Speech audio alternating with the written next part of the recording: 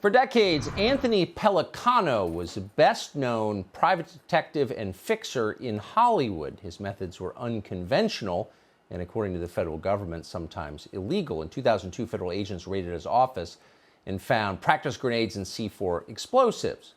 He served a decade and a half in the end in jail, a little more, on wiretapping and racketeering charges. He never ratted out anyone, and he learned an awful lot in the meantime. What an interesting person. He got out of jail in 2019.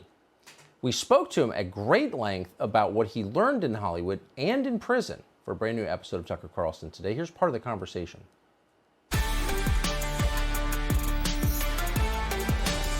So without betraying the confidence of the people for whom you worked, give us your assessment of Hollywood. You were at the very center of it. Well, you're talking about Hollywood then or Hollywood now? The Hollywood that you knew, that you lived in. Hollywood, it was decadent. I mean, everything that you could imagine going on went on, you know. And the reason I made so much money is because people got themselves into trouble and needed to get out. And they couldn't go to law enforcement, you know, so they would go to their agents, or they would go to their managers or lawyers, and lawyers would hire me. So give us a hypothetical problem that they will want you to solve. No names, but just like what are you kind of thing you're talking about?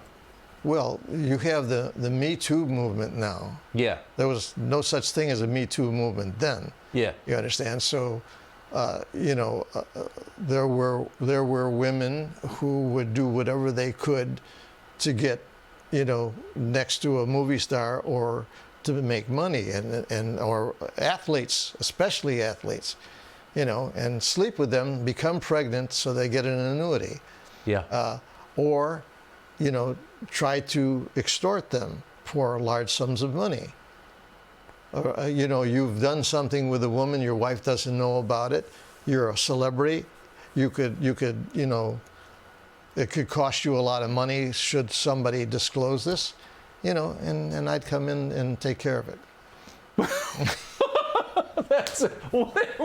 Can you be slightly more specific?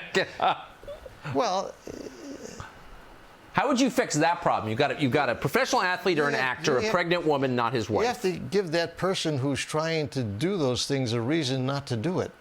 And I gave him that reason. I mean, it's just as simple as that. I mean, you fix the problem. That's what I did. They call me a fixer. That's what I did. You know. How hard is it to make that case to the person? Being me, not too hard at all. But you know, but I mean, you have to. They have to look at you. They have to know that you're serious. I mean, you could do this the easy way, or you could do it the hard way. I don't give a which way you choose, because you're going to do what I want you to do at the end of the day. Just that simple.